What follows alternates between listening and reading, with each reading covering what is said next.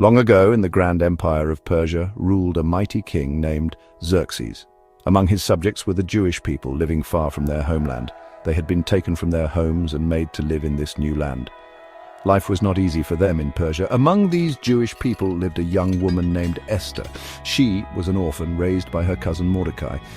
He was like a father to her. Esther was known for her beauty and kind heart. One day, King Xerxes held a lavish feast. He wanted to show off his wealth and power. He called for his queen, Vashti, to appear before him, but Queen Vashti refused the king's command.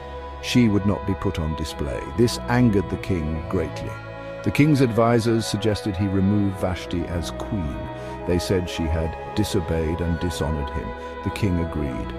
Vashti was removed as queen and sent away. King Xerxes would choose a new queen from among the young women of Persia. The king's servants searched the land for beautiful young women. Esther, with her captivating charm, was brought to the palace.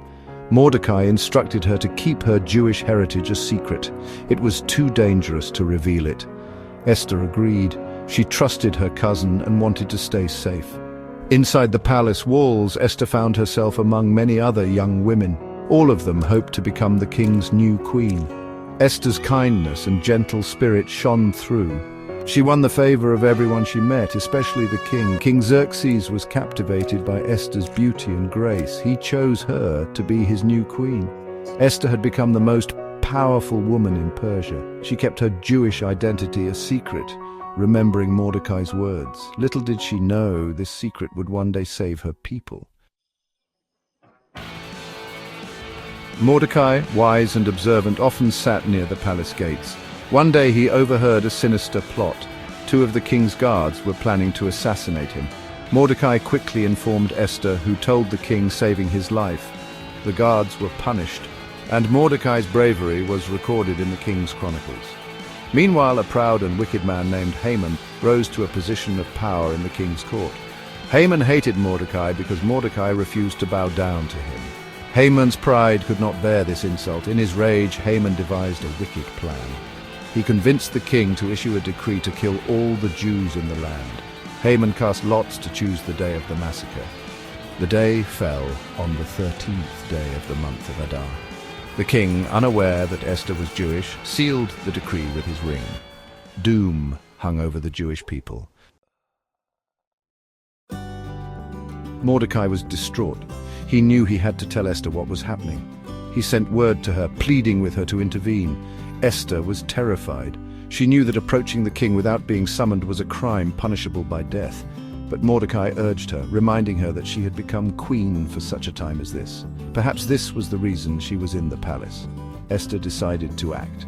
She asked all the Jews in the city to fast and pray with her for 3 days. Then she would approach the king. Dressed in her royal robes, Esther approached the throne room. Her heart pounded with fear and determination. King Xerxes, seeing Esther standing there unsummoned, was surprised. He held out his golden scepter to her, sparing her life. He asked her, "What is it you wish, Queen Esther? Even to half my kingdom it will be granted to you." Esther, with great courage, invited the king and Haman to a banquet. At the banquet, she revealed Haman's wicked plot and her own Jewish identity. The king was furious. He ordered Haman to be hanged on the very gallows he had built for Mordecai. The king then gave Esther and Mordecai the power to issue a new decree. This decree gave the Jewish people the right to defend themselves. The Jewish people fought back against their enemies and were victorious. They protected themselves and their families. To celebrate their deliverance, the Jewish people established a joyous festival called Purim. It is celebrated to this day, remembering Esther's courage and the miraculous turn of events that saved the Jewish people.